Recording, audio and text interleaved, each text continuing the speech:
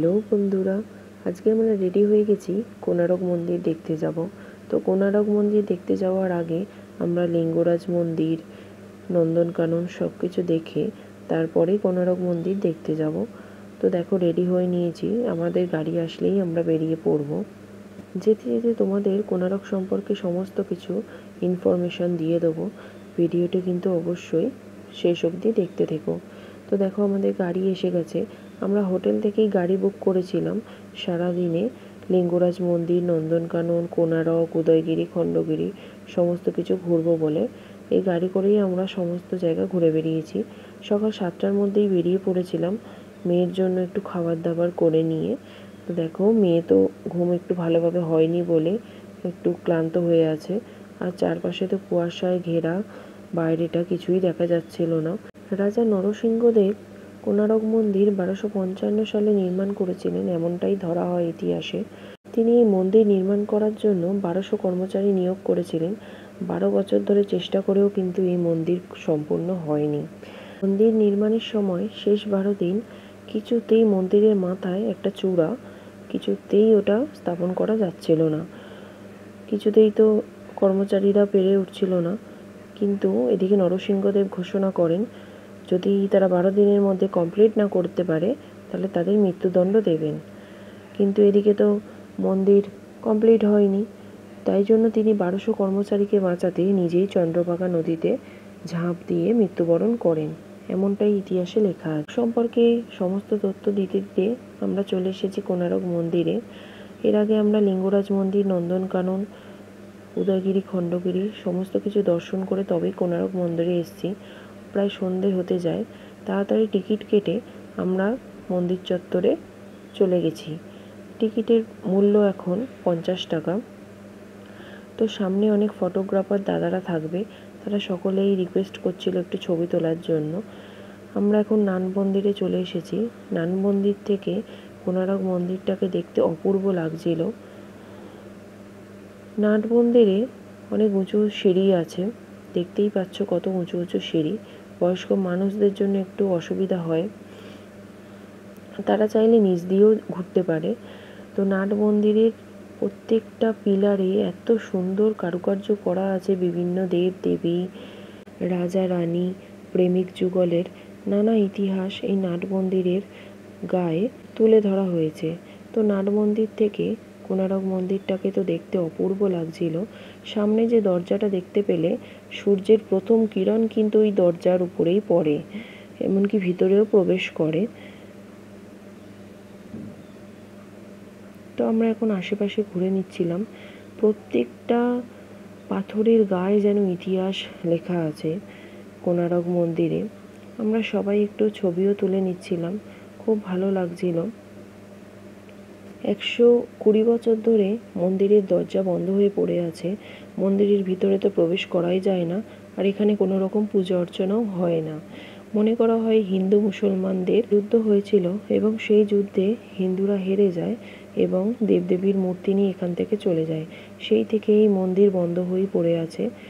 তো মন্দিরের পুরোটা তো ওঠা যায় না, যতটা পারলাম আপনাদের দেখানোর চেষ্টা করলাম। মন্দিরের প্রতিটি কোণায় কোণায় যেন রহস্য লুকিয়ে আছে। 7টি ঘোড়া এই মন্দিরকে টেনে নিয়ে চলেছে যেন, এমনই স্থাপত্য শৈলী এখানে নির্মাণ করা হয়েছে। সূর্যদেব এই মন্দিরে থাকতেন, সূর্যদেবের 7টি ঘোড়াও যেন এই মন্দিরকে টেনে নিয়ে যাচ্ছে। আর পুরো মন্দিরে 12টা চাকা আছে।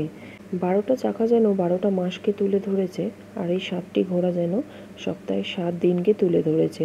ইতিহাসে উল্লেখ আছে 1948 সালে প্রবল সুনামি হয়, তখন এই মন্দিরটি প্রবল ক্ষতিগ্রস্ত হয়, পাথর খসতে থাকে। তৎকালীন লর্ড কার্জন মন্দিরের ভিতরে বালি ঢুকিয়ে দরজাগুলো সব বন্ধ করে দেয়। সেই থেকে দরজা আজও বন্ধ আছে 120 বছর ধরে।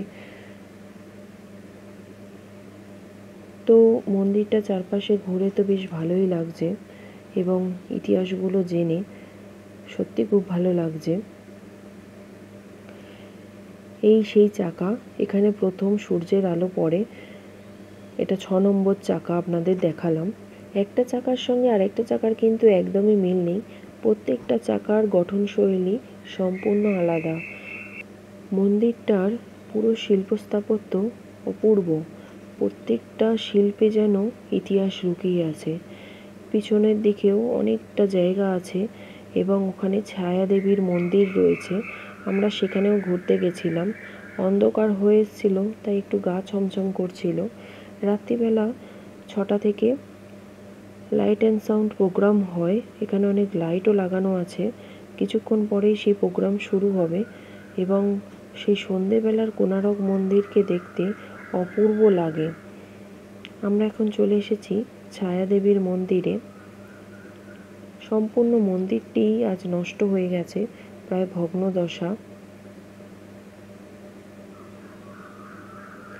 এই মন্দির থেকে অনেক কিছুই, স্তম্ভ, ঠাকুর, অনেক কিছুই এখন পুরীর মূল মন্দিরে নিয়ে চলে যাওয়া হয়েছে। এই যে ছায়াদেবীর মূর্তি, এখানে অনেকেই টাকা দিয়েছে ঠাকুরের উদ্দেশ্যে। আপনাদের দেখালাম, বেশ ভালোই লাগছিল মন্দিরটা ঘুরতে। মন্দিরের গায়ে যে চাকাগুলো রয়েছে তার মাধ্যমে আগেকার দিনে সময় নির্ণয় করা হতো, ঘন্টার কাঁটা, সেকেন্ডের কাঁটা। আর 6 নম্বর যে চাকাটা আপনারা দেখতে পাবেন, সেই চাকাটাই কিন্তু 10 টাকার 20 টাকার নোটে দেখতে পাবেন। তো দেখুন, অন্ধকার হয়ে এসছে আর লাইটও জ্বলে উঠেছে। একটু পরেই লাইট অ্যান্ড সাউন্ড প্রোগ্রাম শুরু হবে, আমরা সেটাই দেখব। এখন আমরা একটু ঘুরে বেড়াচ্ছি, বেশ ভালোই লাগছে। আর মন্দিরের সমস্ত ইতিহাসটা জেনে তো খুবই ভালো লাগছে। কিন্তু যেহেতু অন্ধকার হয়ে গেছে, একটু গা ছমছমও করছিল। বেশ একটা রোমাঞ্চকর ব্যাপার লাগছিল। চারপাশটা তো অপূর্ব লাগছে লাইট দিয়ে। ইতিহাস ঘেঁটে জানা যায় মন্দিরের মাথায় একটা চুম্বক ছিল আর মন্দিরের নিচেও অনেকগুলো চুম্বক ছিল। কিন্তু পাশেই যেহেতু বে অফ বেঙ্গল, সেখান দিয়ে যখন জাহাজ যেত দিক নির্ণয় খুব অসুবিধা হতো। সেই জন্য পর্তুগিজ নাবিকরা সেই চুম্বকগুলো তুলে ফেলে দেয়, যার ফলে মন্দির অনেকটা ক্ষতিগ্রস্ত হয়। তো মন্দির দেখে আমরা এখন বেরিয়ে পড়েছি। লাইট অ্যান্ড সাউন্ড প্রোগ্রামও দেখে নিয়েছি। 50 টাকা মাত্র টিকিট, আপনারাও চাইলে দেখে নিতে পারেন, খুবই ভালো লাগবে।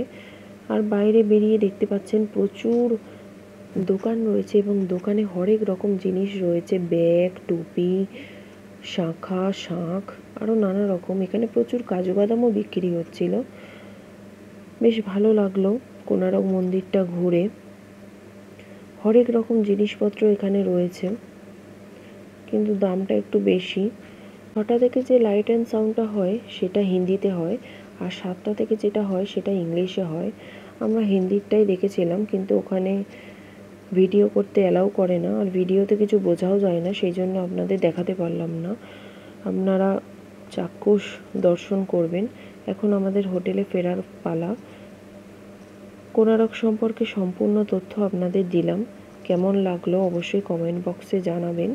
ভালো লাগলে অবশ্যই পুরী এলে কিন্তু কোণারক মন্দিরটা ঘুরে দেখবেন।